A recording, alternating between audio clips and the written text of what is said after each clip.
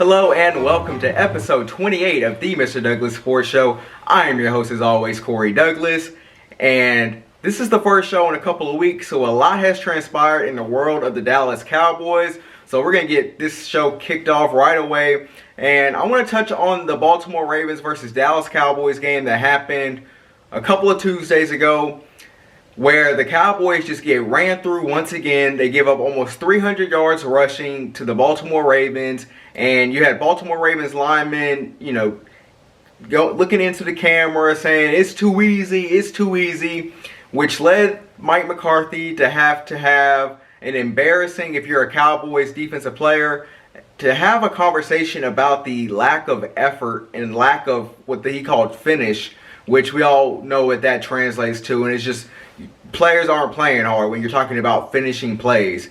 So Mike McCarthy had to have that conversation. It's embarrassing, and the Cowboys lost that game. But to me, that's not the main story, because going into that game, I know for me and a lot of other Cowboys fans, we were looking forward to seeing Dez Bryant take on his former team to get the closure that he needed for his mental, and just the excitement that we saw an 88 back on the field, and just playing the game that he obviously loved throughout his life. But we were robbed of that opportunity, and you will never not convince me that Jerry Jones was behind this entire thing. So if you're not aware or you missed the story somehow, Dez Bryant is on the field before warm-ups, getting warmed up, getting ready to take the field for that game, and he gets called in for another COVID test. They told him that the COVID test that he had the previous morning, or that earlier that morning, came back inconclusive, so that he needed to have another one. Well, that second COVID test came back positive, so that automatically eliminated him from that Tuesday night game. And when I threw this theory out about Jerry Jones being responsible for that, of course I got a lot of backlash saying, why would Jerry do that? There's nothing he can gain out of that. And my response to that is, sometimes when you're so powerful, which Jerry Jones is in the NFL world and just, I guess, the world in general, you can just do things because you have the power to do things. And I think that's one of those cases. Yeah, Jerry Jones didn't have a real reason. This is a lost season for the Cowboys. Jerry Jones didn't have a reason to keep Dez from showing out against his little precious Cowboys. But because he is so powerful and can pull so many strings in the NFL, I'm convinced that Jerry Jones was behind that. Dez Bryant still to this day has not came back with a positive COVID test. He will be active and ready to go this week after missing 2 games. So yeah, I think Jerry Jones had a big part or a big role in that Dez Bryant not playing in that game. Like I said, you can't convince me otherwise.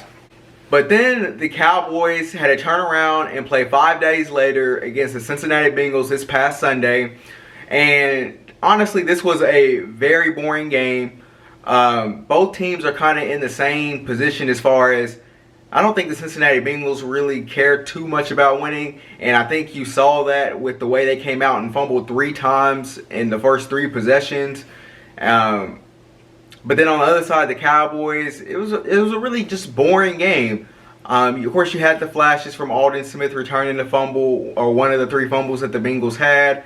Amari Cooper continued his quiet, excellent season. And I want to stay on Amari Cooper just real quick, just because this, I think, is his best season as a Cowboy.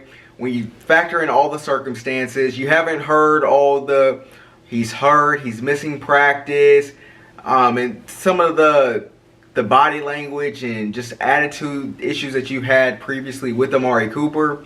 So I think this is his best season. He's on pace for about 1,200 yards. He should catch 100 balls, but with the inconsistent quarterback play, who knows on that part. But I definitely want to send a shout out to Amari Cooper. This is, with losing Dak and just being, 4-9 as the Cowboys are, salute to Amari for just keeping his head down and continuing to work and not let the circumstances get the best of him.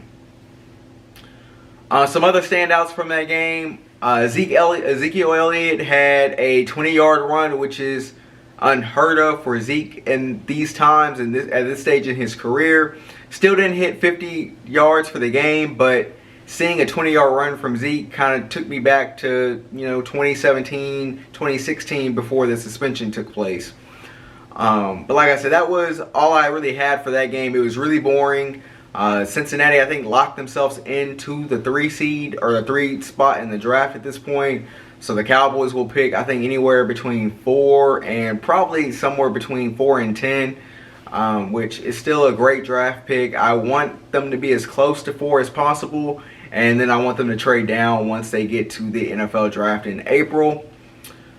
But the Cowboys do have another game this Sunday against another struggling team. Another team that's been beat up by injuries, a team that has been forced out of their state, and that is the San Francisco 49ers. They are having to set up shop in Arizona for the next 5 weeks until Christmas. They've already played 2 games in Arizona, lost them both, and like I said, they are another team that has just been destroyed by injuries.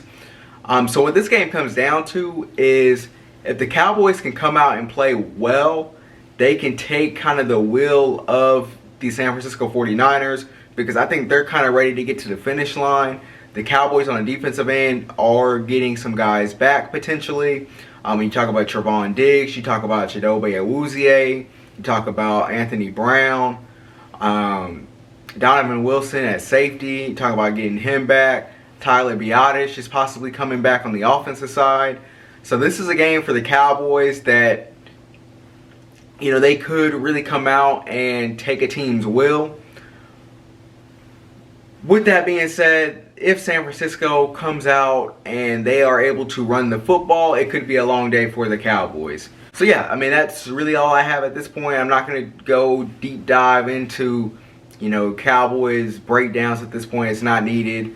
But those are just a couple of things to look out for on the health front for the Cowboys. And then with San Francisco, with their ability to run the football, that could set up some problems for the Dallas Cowboys in this game.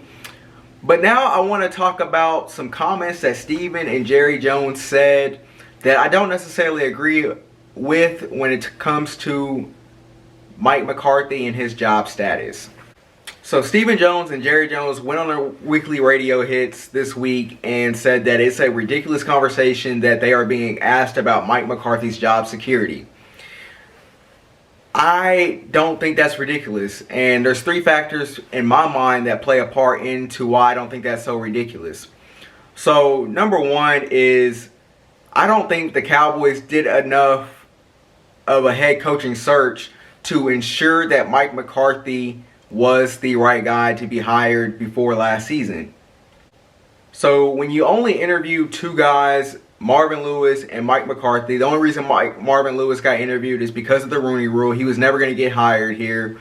But then you turn around and you interview Mike McCarthy and you immediately hire him after spending a couple of days with him. Mike McCarthy, he went into that interview and he interviewed really well. But the way he interviewed really well was blowing a bunch of smoke up the Jones family's ass.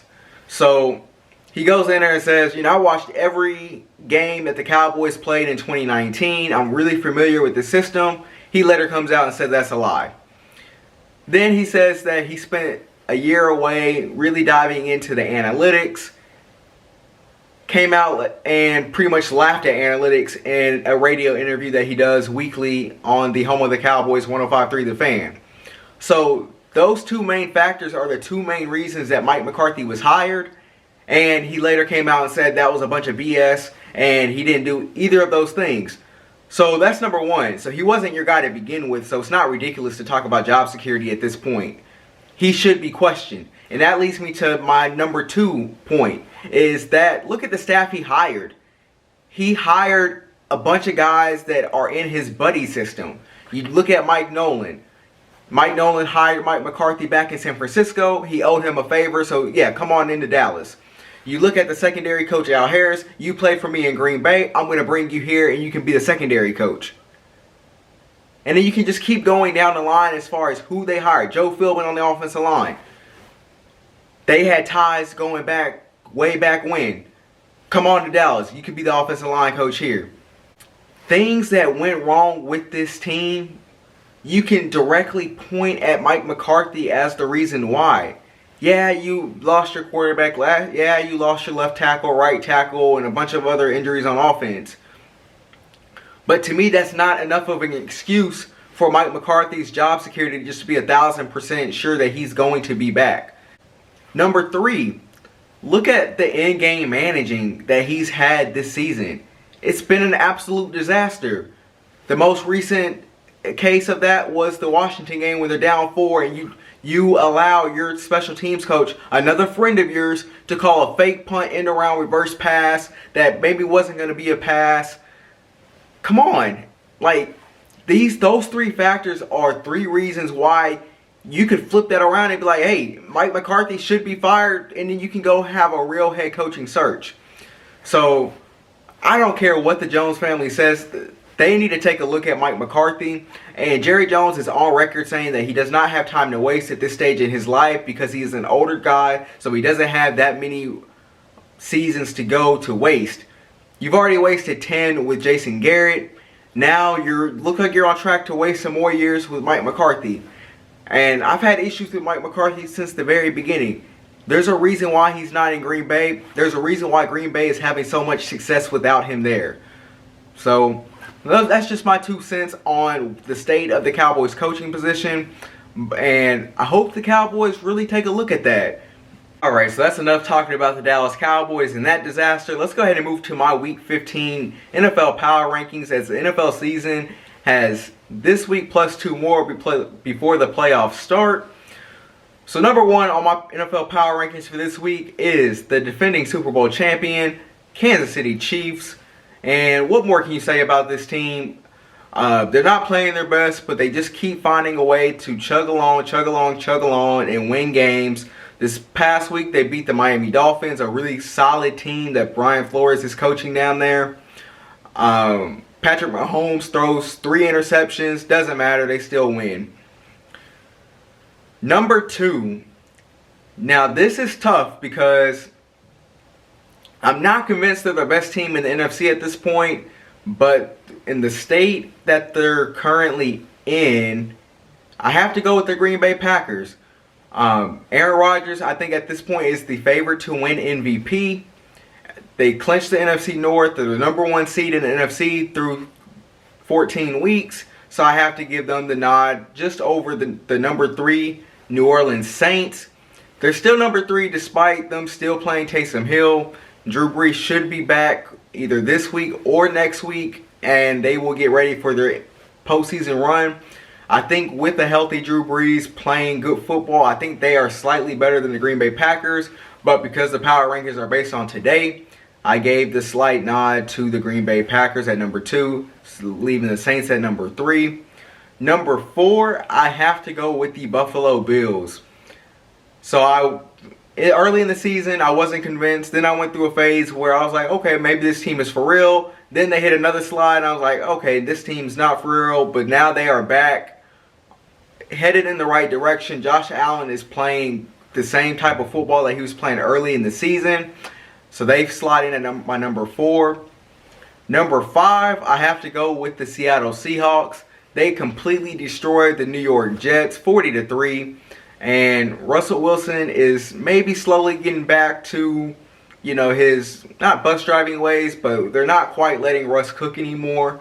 But he did play well against the New York Jets, which is not a big surprise or much to get a pat on the back for. But the Seattle Seahawks are my number 5 team this week. Alright, so now let's go to my NFL Week 15 picks. Of course, we get started last night on Thursday Night Football. I picked the Raiders over the Chargers. On Saturday, we have 2 games this week, starting with the Bills and Broncos. Give me the Bills over the Broncos. And for the nightcap, give me the Packers over the Panthers. Bucks and Falcons, give me the Bucks over the Falcons. Give me the Titans over the Lions. Give me the Colts over the Texans.